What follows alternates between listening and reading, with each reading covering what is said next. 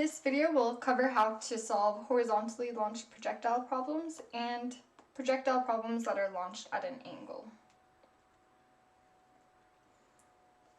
For horizontally launched projectiles, the first thing you need to do is identify what's given to you in the problem, what should be assumed, and fill out your chart of givens. So we're told some object is being launched off of, let's say, a building. It's being launched at a velocity of 20 meters per second, and the building height is 50 meters. So I'm going to write out my givens. So we have horizontal,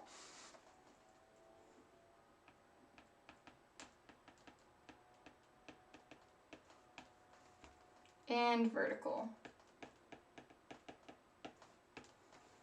We need to keep the information separate because when we use our equations to solve different things, we need to only use the vertical information or only use the horizontal information to solve.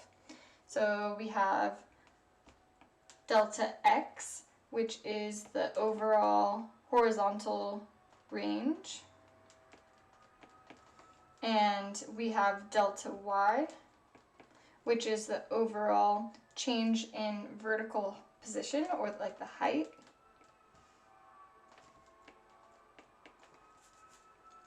And if you're wondering why that's x and y, just think of an x and y axis. Alright, we also have velocities. So for horizontal, velocity is constant, therefore we don't need to have an initial and a final velocity, it's just constant. And then for vertical, we have initial, so velocity initial in the y direction, velocity final in the y direction, acceleration in the y direction, and time. And we can have time on both sides. In fact, the time, you're going to find the time for the vertical side, and then you're going to plug that into what you know about the horizontal side, and that's how you're going to solve everything that you need to solve. So for delta y, that's our overall change in height. So we start off at 50 meters high, so we're starting off up here, then we're falling down, and we get down here, which would be like 0 meters. The height, the overall change in height is 50 meters, but since we're going down, we're going to make that negative.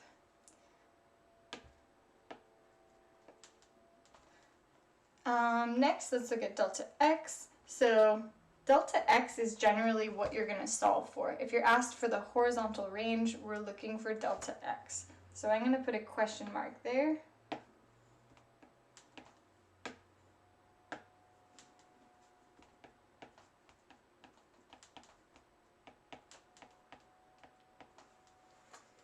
Since this is a horizontally launched projectile, like 100% of the velocity is in the horizontal direction. So the 20 meters per second is going horizontally. And so we can just put the 20 meters per second here. We don't have to do any trig, it's just all in the horizontal direction already. What does that leave for the initial velocity in the y direction? Absolutely nothing. So the initial velocity, and only the initial velocity, is 0 meters per second in the y or vertical direction. The final velocity, we don't know. We can say we know for sure it's not 0, so don't think that, oh, well, it hits the ground and it stops, therefore it's 0. No. The final velocity is when it's actually going the fastest. So don't get that confused. This is like the thing that's not mentioned. We don't care about it.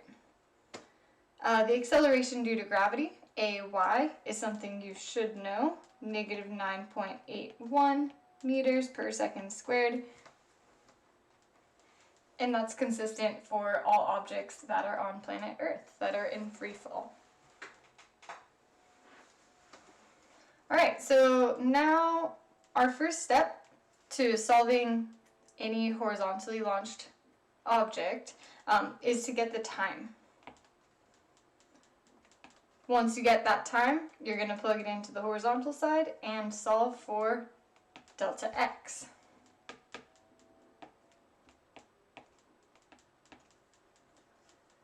So looking at our equations, just the vertical side, we need to select an equation that has everything except for VFY because we don't want that and we don't have it. We just don't care about it. So on the vertical side, that would be the last equation, so like the fifth equation.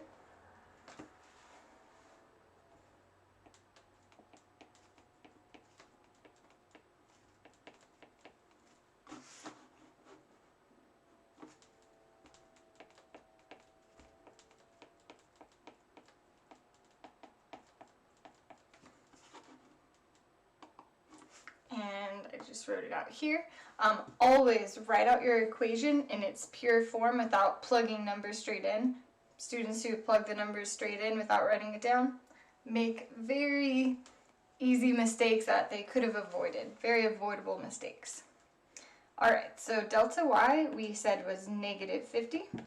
VIY is 0 times time plus 1/2 times negative 9.81 times time squared. Alright, now we're going to simplify a bit. Can't do anything with the negative 50, so we just bring it down. 0 times anything is 0, so that just goes away. And we're left with 1/2 times negative 9.81, which is around negative 4.9, still multiplied by t squared. And now more simplifying. So right now we have 4.9 being multiplied by t squared. The opposite of that, the opposite of multiplication, is division. And since we want to move the 4.9 over to the 50 side, we gotta divide. Ultimately, our goal is to isolate t.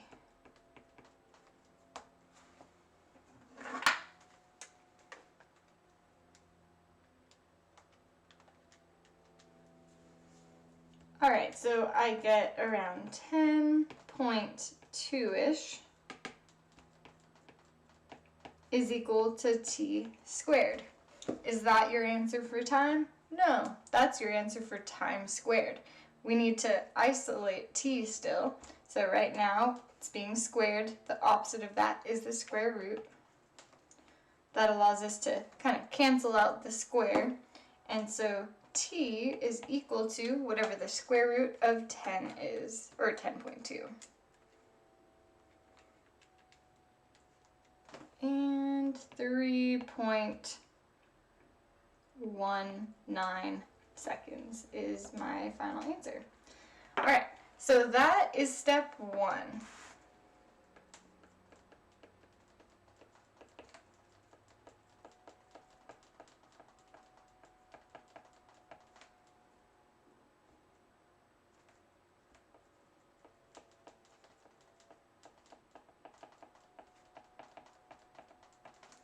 Alright, so solve for time, use vertical info. Once we get that time, we can update our givens chart. So that's like 3.19 here, and over here 3.19. Alright, so now we can move on to step 2.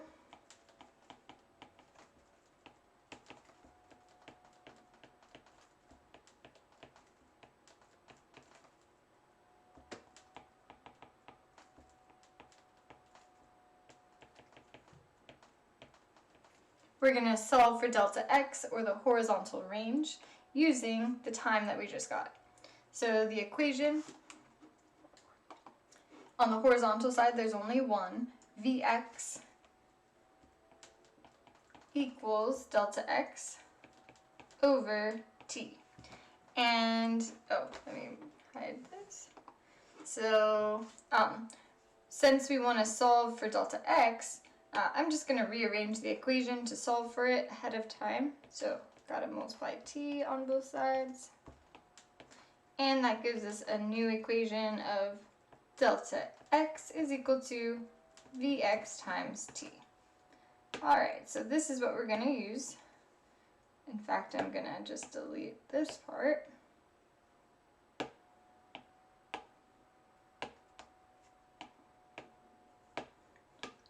And now it's time to solve. So delta x, we don't have anything for that, so I'm not going to leave it blank. I'm just going to put delta x.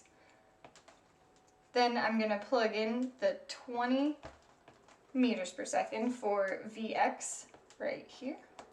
And next, the 3.19 for our time. So velocity times time.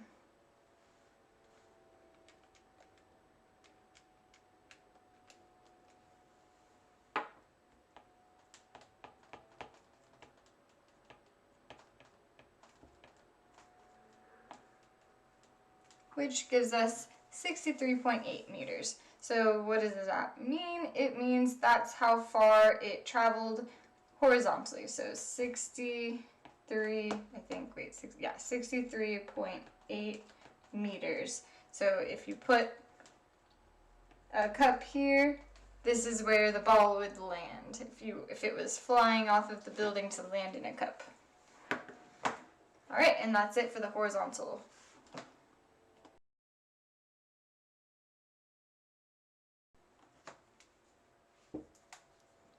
For problems launched at an angle, there's a couple of extra steps that you need to complete. The first one being the initial vertical velocity and the horizontal velocity. So you'll be given some initial velocity at an angle. In this case, we're given that an object is launched at 100 meters per second velocity, but at an angle of 30 degrees. So when you go to fill out the velocities in the horizontal and vertical side, you can't. First you have to break it up into its x and y components. So that's where trig comes in. We have 100 meters per second, that is our hypotenuse of a triangle, and we need to find the two sides. So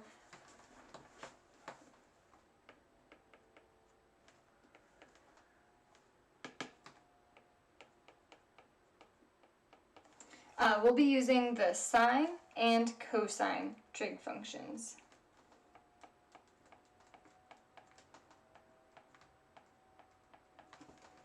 Alright, so I'm going to do this the fast way. To get the initial velocity in the vertical direction, all you need to do is multiply the hypotenuse, so in our case it's 100 times sine of our angle.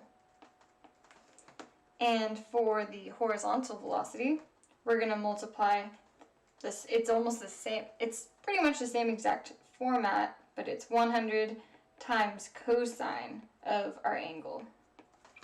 And I'm not going through the rest because my iPad's gonna die. So you plug that directly into your calculator as it appears on here.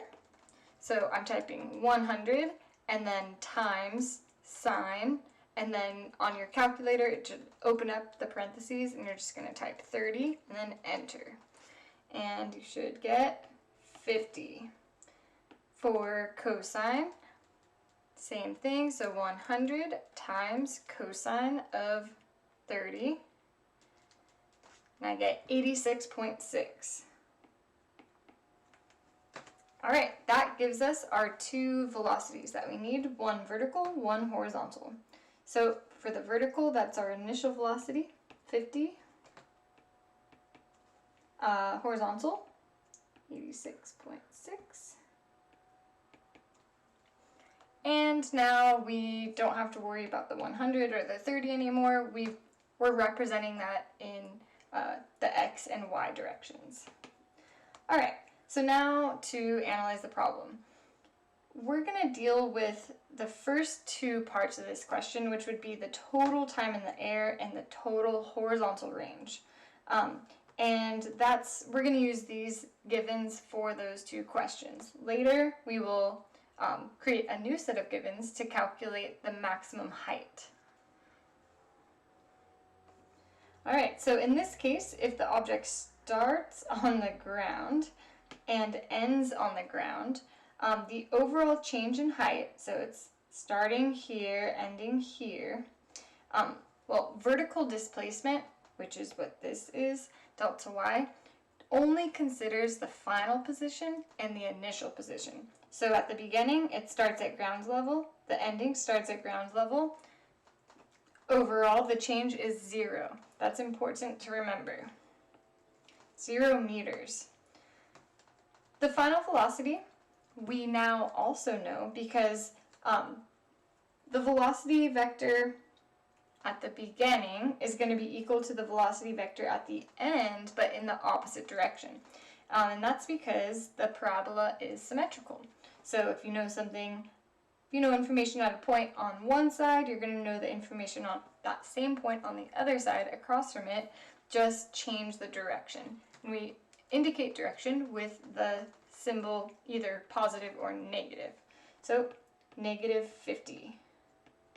Don't forget this because you are going to use it to solve for time. So you want to be able to use VIY and VFY. So you cannot forget that final velocity is just the opposite sign of initial velocity. Acceleration is always the same, -9.81 meters per second squared, and the time is the first thing that we're going to solve for. Once we get time, we're going to plug it into the other side so that we can get the horizontal range. So it's pretty much the same setup as before. Alright, looking at my equations, I am going to find an equation that looks easy and contains time as one of the variables. We have a lot of options here since we have so much information about the vertical side. So out of the vertical equations, the first one looks easy and it contains time, so that's what I'm going to use.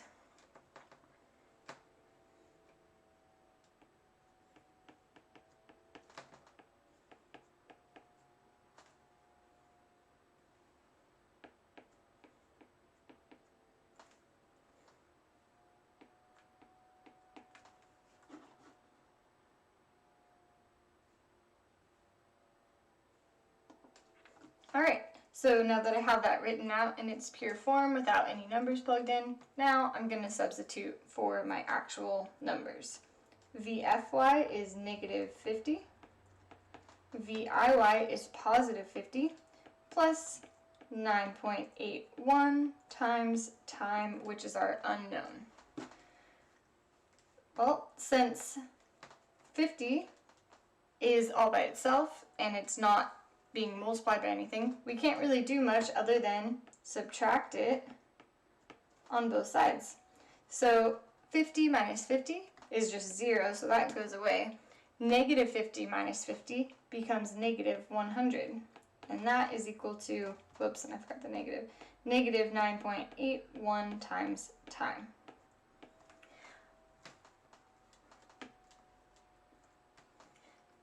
Our final step is to isolate time, and to do that, we need to get rid of the 9.8, move it to the other side.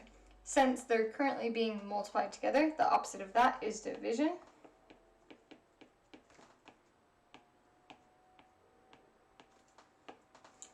-9.81 divided by itself is just 1, and 100 divided by -9.81 is positive 10.19-ish.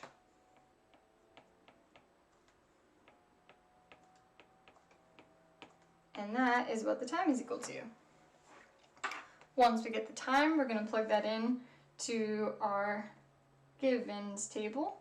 So 10.19 seconds, 10.19 seconds, and now we can use our previous horizontal equation that we used earlier, so that's delta x equals Vx times time. So we have 86.6 times 10.19.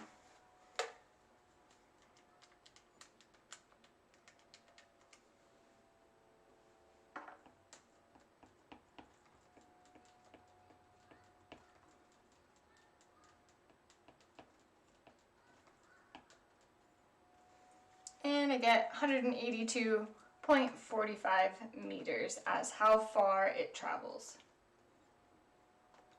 Alright, for the next step, all we need is our vertical information, and that consists of a couple of changes.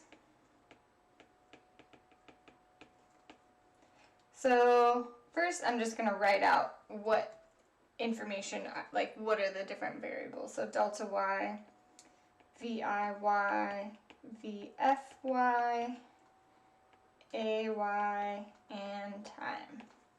Alright, so in this case, delta y, if it starts here and ends here, since we were trying to figure out the maximum height, we don't know what that is. That's what we're solving for.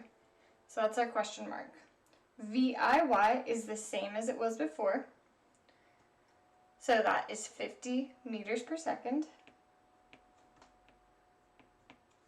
And when something is launched horizontally, it's going to start off moving fast, and then it's going to slow down, slow down, slow down, slow down, until at the very top, the velocity is equal to 0. So it stops for an instant before it follows the same path in the opposite direction to speed up, speed up, speed up, speed up until it's going the fastest at the very end of its flight. But we can ignore that for now because we're manipulating the problem a little bit. We're going to define this spot here as our final velocity and our final position too. So using that, if we're considering that as our final position, then we're going to fill out 0 meters per second for our final velocity. And we have 2 more things to fill out. So the acceleration, negative 9.81 still. And the other important thing is the time. So previously, we were solving for the whole flight. So when we got time, we got the time for the entire flight, from here all the way to over here. Now, the time it takes to get to the highest point is half of that. So previously, we got around 10 seconds. Now it's going to be around 5 seconds. And more specifically, so 10.19 divided by 2, I get 5.095. I'm going to round that to 5.1.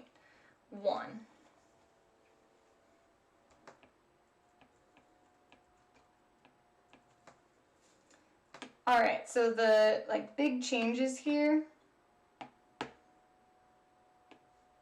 would be the final velocity becomes 0 since it's at the top of its path, and then time is 1/2 of the total amount of time. And maybe you would want to pay close attention to the delta y because we're so used to making that 0, you need to make sure that you leave it as our question mark because that's what we're solving for. Alright, so now we can solve for delta y, so we can look at our equations. And we could use a couple of different equations. I'm going to choose one that looks easy. So I think the fourth one looks easy, so that's what I'm going to choose.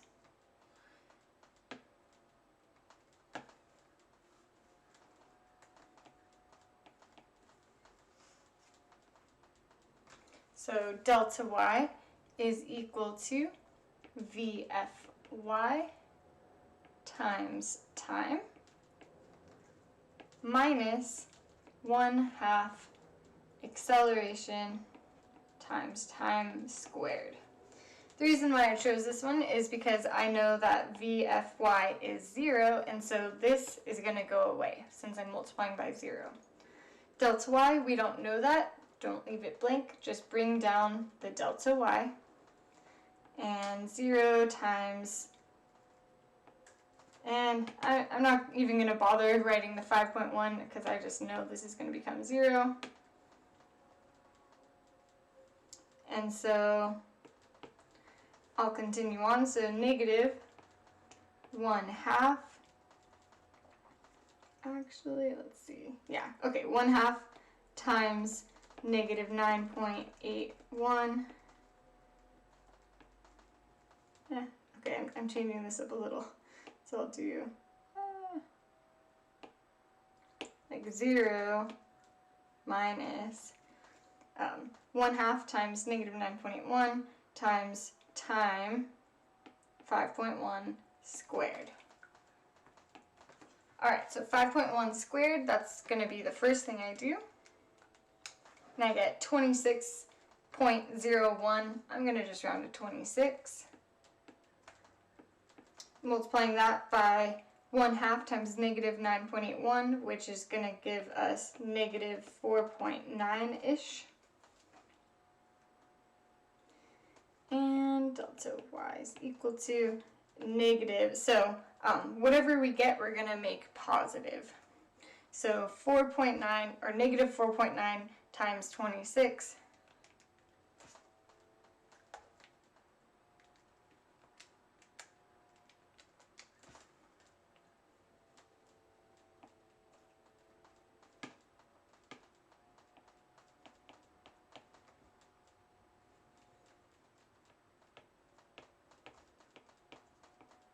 So I got negative 127, but I'm going to multiply that by, or I can like distribute or just switch it from negative to positive, 127.4 meters. And that is our maximum height, and that is it. The best way, I think, to get better at these problems is by doing them. So you can't just watch and hope that you'll understand someday. You need to actually do them. I recommend that you do problems that you have the answers to, and do the problem on your own to the best of your ability. Check the answer, finish what you weren't able to finish on your own until you get the right answer, and then hide it and do it again. So do the same exact problem again without looking at the notes, and just see if you can do it on your own. Keep repeating that process, and you will eventually see the pattern, and it will become easier and easier.